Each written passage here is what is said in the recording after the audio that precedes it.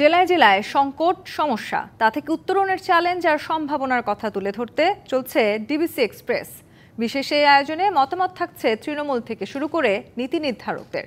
আজ সারাদিন DBC express আছে উত্তরের জনপদ রংপুরে। দেশের প্রতিটি জেলা সাধারণ নাগরিকদের সমস্যা সমাধান এবং এর থেকে উত্তরণের বিষয়ে ডিবিসি নিউজের বিশেষ আয়োজন ডিবিসি এক্সপ্রেস। আজ সারাদিন ছিলাম রংপুর জেলায়। সেক্ষেত্রে এই জেলাটিতে সাধারণ মানুষের যে দুর্ভোগ বা বিভিন্ন সমস্যা জর্জরিত সেসব বিষয়ে তুলে ধরার চেষ্টা করেছি। এই সমস্যা থেকে উত্তরণের যারা নীতি নির্ধারক রয়েছেন সেই নীতি নির্ধারকে আজকে আমাদের সঙ্গে যুক্ত আছেন রংপুর জেলা প্রশাসক। কথা বলবো, জানার চেষ্টা করব তার উত্তরণে তিনি কি করেছেন। স্বাগত আপনাকে ডিবিসি এক্সপ্রেসে।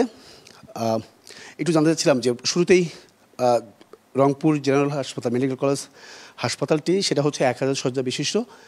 সেখানে রোগী ভর্তি হয়ে থাকে 2500 থেকে 3000-এর মতো। এছাড়াও অব্যবস্থাপনা রয়েছে, সিন্ডিকেট রয়েছে, দালালদের দূরত্ব রয়েছে, ওষুধ চোরাচালানের বিষয় রয়েছে। সেই বিষয়টা কি আপনার নজরে এসেছে কিনা বা এখান থেকে উত্তরণে কোনো পথ খুঁজে পেয়েছেন কিনা? আপনাকে ধন্যবাদ।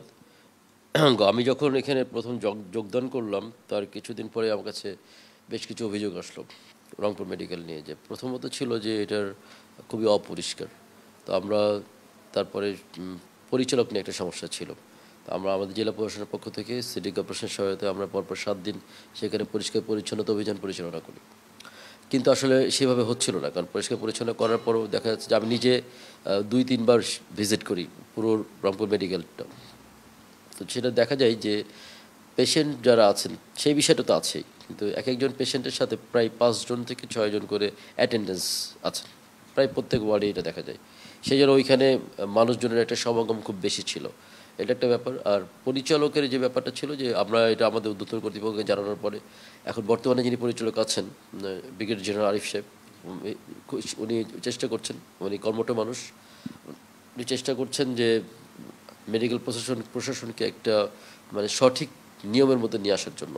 ওখানে যে সিন্ডিকেটটা আছে অনেক আগে থেকেই শোনা যায় যেখানে একটা স্ট্রং সিন্ডিকেট কাজ করছে, সেই সিন্ডিকেটটা ভাঙার জন্য উনি তৎপর রয়েছেন, চেষ্টা করছেন। তো আমরাও কিন্তু মাঝে মধ্যেই মোবাইল কোর্টের অভিযান পরিচালনা করে থাকি, যে দালালের যে দৌরত্ব আছে, মেডিকেল সিন্ডিকেটের যে দৌরত্ব আছে, বা ওইখানে যে লাশ পরিবহনের একটা বিষয় শোনা যায় সেই বিষয়গুলোকে নিরসন করার জন্য। এবং আমরা আমাদের উদ্বোধন কর্তৃপক্ষগুলো জানিয়ে রেখেছি, তারা এই বিষয়গুলোতে অবহিত আছে, এটাতে তারাও কাজ করছে। আর মেডিকেলের যে শয্যার বিষয় বা মেডিকেল ভবনের আর কোনো ব্যাপার স্যাপারগুলো আছে, অনেক পুরনো ভবন হয়ে গেছে, এইগুলো বিষয়ে আমাদের উদ্বোধন কর্তৃপক্ষ মিনিস্ট্রি জানে। এগুলো নিয়ে আসলে কাজ হচ্ছে, কারণ আপনারা জানেন যে রংপুরকে নিয়ে সরকারের বিশেষ কিছু চিন্তাভাবনা রয়েছে। এই বিষয়টার পাশাপাশি আরেকটা বিষয়, আমরা তিস্তা নদী ভাঙনের একটা বিষয় আমরা দেখেছি। সেখানে অসহায় কৃষক রয়েছে, তারা প্রতি বছরই প্রায় হেক্টর ফসলি আবাদ যে ভুট্টা সেগুলো বিনষ্ট হচ্ছে, তারা ক্ষতিগ্রস্ত হচ্ছে অর্থনৈতিকভাবে এবং কি সামাজিকভাবে হোক, বাসস্থান হারাচ্ছেন, কোনো ধরনের পুনর্বাসনের ব্যবস্থা তাদের নেই। সেই বিষয়টা কি আপনার নজরে এসে? প্রায় 230 বছরের পুরনো নদী তিস্তা।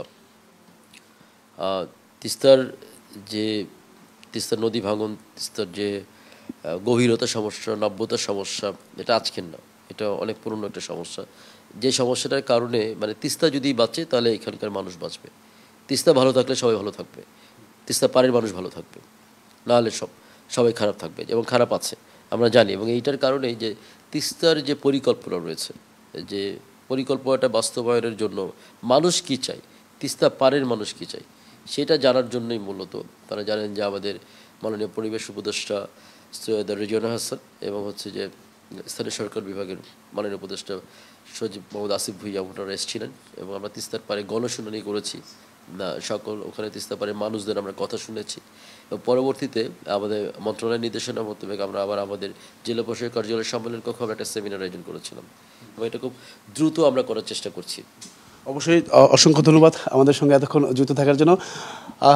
পরবর্তীতে আগামী 2 দিন পর ডিবিসি এক্সপ্রেস থাকছে কুড়িগ্রাম জেলায়। সেখানে তুলে ধরার চেষ্টা করা হবে সাধারণ মানুষের যে সমস্যার সমাধানের উত্তরণে কী উপায় আছে, সমস্যাগুলো, সব বিষয়ে। সঙ্গে থাকুন ডিবিসি এক্সপ্রেসের।